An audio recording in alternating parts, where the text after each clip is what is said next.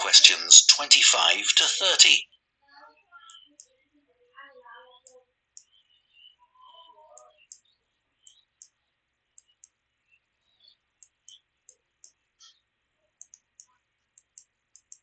So, let's find some examples in the article of footwear that was rejected for recycling. Okay. I think there are some in the interview with the recycling manager. Yeah, here it is.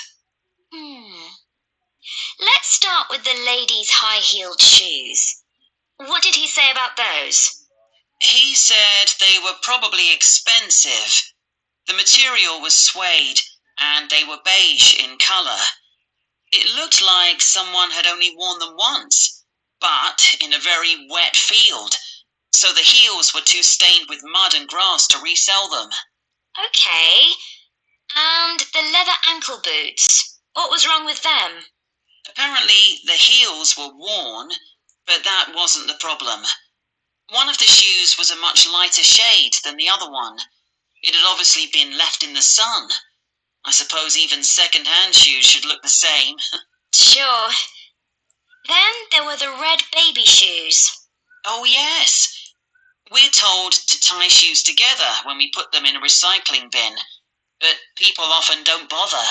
You'd think it would have been easy to find the other, but it wasn't. That was a shame because they were obviously new. The trainers were interesting. He said they looked like they'd been worn by a marathon runner.